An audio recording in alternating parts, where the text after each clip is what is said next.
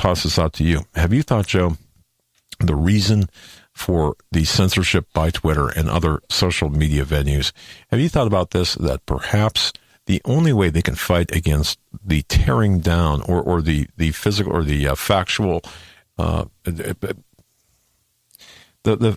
putting out the facts of really what's going on with the independent counsel, the only way they can fight against the facts getting out there where there's, this operation was totally operated by Hillary Clinton and with the Russians. It was Hillary Clinton and the Russians. It was Obama and the Russians as opposed to Donald Trump and the Russians. The only way they could fight this is not through facts, but by shutting down the avenues or the venues for which to spread this information. Yeah, and that's probably why that's kind of my concern about this. And that's probably why they do it, but they're never, I mean, it's, if that is their whole and sole intention as to why they do this, it's never going to be successful. What are they going to do? They're going to ban 50, 60, 80 million Americans who share the same views, who would use Twitter. Okay. But you're looking at this kind of, in my view, through a narrow scope. Okay. Remember the old saying, never get in an argument with anyone who buys ink by the barrel. Have you heard that phrase before? Okay, if you those people out there, have you heard that phrase? Never get in an argument or disagreement with people who buy ink by the barrel, meaning newspapers, for example, to be one. Why? Because they control the newspaper. Have you ever sent a letter to the editor in the newspaper and have it not appear? Never sent one. Okay, so I don't know. Okay, but there are times, maybe you've done this in the past, or have you ever been the subject of a news report filled with inaccuracies, and you demand a retraction and never get one? Well, they control the narrative. So, excuse me, if they don't want to write, for example, if a newspaper, a print paper, or a magazine does not want to write the truth about really the Clinton/Obama political operation of weaponizing the Department of Justice and the FBI, they just omit stories. And this goes with Twitter and social networking. What do? They omit the stories. They never report. So you ask, how will this work? They just don't, they don't talk about it. MSNBC will never talk about the fact that 52 USC 30121 was never charged. Of course not. They'll never talk about the fact that, and if you're expecting them to, right. Going to be there so you ask, how is that? Well, I don't think it's going to work. Well, it's already working. No, I mean, it's not going to, even if they banned every last conservative from Twitter, YouTube, and Facebook, it's not going to matter because people, I mean, it would matter on those venues, but it's not going to suppress the ideas. It's not going to suppress the truth. So where are they going to go? Well, there's a whole big internet out there. There's a whole big But if they control the internet, ultimately the choke points of the internet. That's the point. They can't control the internet. They already control are. Platforms on the internet, but they can't control the internet. They already are. They're controlling, like Google is controlling Google and search terms in their area. YouTube is censoring and controlling videos. Twitter's shadow banning people. Look how many. Look, wait a second. Wait a second. They're already controlling the internet, the venue. I don't understand. How so? Okay. I mean, you can start a website tomorrow. You can look. I mean, yeah, but if you were shout, look, you can shout all day long on Twitter. Post the truth out there on Twitter as one example. But if no one sees what you're typing, if no one indexes, if the internet does not index what you're typing, who are you talking to? You're talking to yourself. That's the shadow banning. Well, see, you're talking about Twitter. I'm talking about there are a million platforms. There are a million different Twitter outlets or so on the Let's talk internet. about Medium. Well, you're looking at this through a very short set of companies who are, I mean, there are going to be more Twitters. There are going to be more Mediums. There's going to be different and other types of platforms like YouTube out there. What we're seeing is just imagine one of the things that drives the content on Twitter. Do you think there's more, liberal lunatics out there who are all over Twitter? Or do you think there's more conservative people sharing ideas on Twitter? I think there are more liberal lunatics out there. Okay. Well, I mean, they're only creating echo chambers for their own. They're just creating other forms of CNN. But in so doing, they're also tamping down the conservative opinion.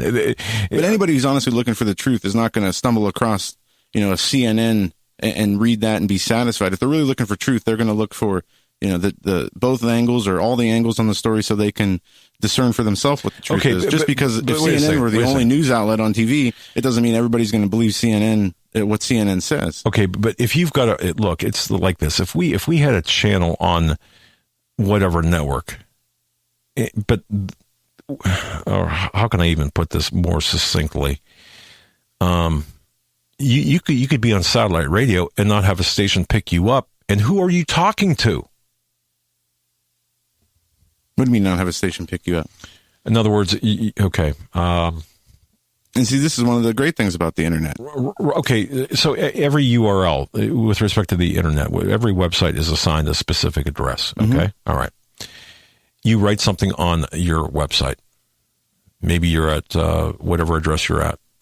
My argument is for people to find that information because they don't know who you are. Now, you could get a bump through Facebook or Twitter. You could post that on there, and then people become familiar with your address. What I'm saying is if you write something and the internet, the Googles of the world, for example, don't want to index that, it would be like me saying, okay, you want to find my house? Turn right at the brown cow and then turn left at the stalled vehicle. I understand what you're saying. They're moving targets here. But at the same time, think of what made these social networking companies so big in the first place. It was, the organic traffic and people, and it's the content creators are going to always create content, and unless they ban every conservative website, unless only people unless people only use Google, then it's going to have some effect, but it's not going to have an effect. It's not like if they censor the truth goes away forever. The opposite seems to be true. When they clamp down on the truth, you see people seeming to flock to it more. And, and I just want to say, I've been giving you a hard time on this. I've been playing very, very, my arguments have been kind of, maybe not the most solid or grounded in fact, but see, isn't that kind of what the left is doing? Isn't that what the progressive lunatic left is doing? And I just kind of want to put that out there as an example, and forgive me for doing that to you, but their arguments are hollow, and people see right through that. And my point is, people are not going to abandon the truth because they can't find it on Twitter or YouTube or on a certain URL. No, it doesn't matter if it's on the internet. That's true. Or, however, it's going to be much harder to find. Yeah, and eventually it will be, and this is why we have to continue to stick together, promote other news outlets, and there's the answer. We have this, as I said, the internet is very big, and I don't think we've even hit the tip of the iceberg as far as companies and ways that this will be distributed. Think Thomas Paine, common sense. Think back in that era, and that's where we're headed, in my view.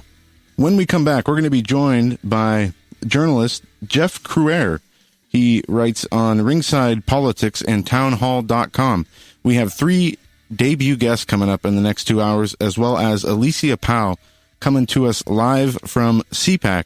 And she was on our daily show today with me and John for about 30 minutes, and we covered a lot of ground. She was talking to just about any and everybody from the Mueller investigation to the FBI to the gun control debate. So we're going to hear her thoughts on all that. But again, when we come back, Jeff Cruer from townhall.com. Don't go anywhere. And welcome back to this Friday edition of the Hagmann Report. We're going to be joined by guest Jeff Cruer in just a few moments. I want to touch on this. Chevy Chase got into a roadside fight, a road rage incident in New York, in upstate New York. And if you read the story, it's pretty funny. Apparently, he got into an altercation with a 22-year-old trying to jump in his car and throwing punches before he was led away by an off-duty police officer and nurse. He ended up getting a second-degree harassment charge. But the funny part of the story is he rolled out with a line, "Do you know who I am?" And the kid didn't know who he was. He had to, after the incident was over, he had to look up to see who Chevy Chase was, finding out he was in the movies Caddyshack and on Saturday Night Live. But just so funny when you see these celebrities in this entitlement mentality, like him being Chevy Chase is somehow, allowing and is okay for him to freak out and start assaulting people. Just amazing.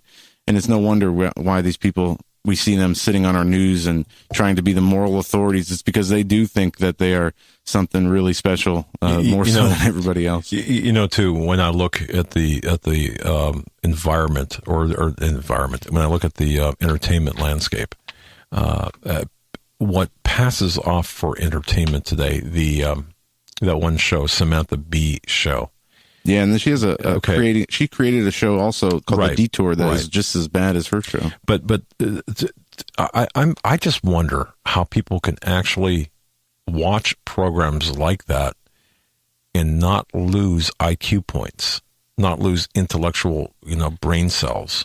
It is so over the top and so demeaning to humanity in general, and these people think that they're the beacons of tolerance and the beacons of truth, when in fact they're not.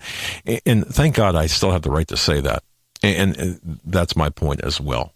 I still got the right to say that, and maybe that fell flat, but I have the right to say that about that program, and the reason we've got the right to say that goes back to really goes back to CNN. And what they're attempting to do is to just do away with the Second Amendment. And let me ask you a question. What did you say? I didn't hear what you said. Okay, here's my point in this. We have a First Amendment, the freedom of speech. We are free to speak our minds at this point. Now, people may not like that, and they may disagree with what we say. They have every right to disagree. But when censorship happens, what is our redress? Obviously, ultimately, scream louder, right? Ultimately, it's the Second Amendment. Have you thought? And I just want to toss this out while we're waiting for our guests. Have you thought? We're good. Oh, we're good. Okay. The last sentence. Then, have you thought that of how closely intertwined the First and Second Amendments are to the Constitution?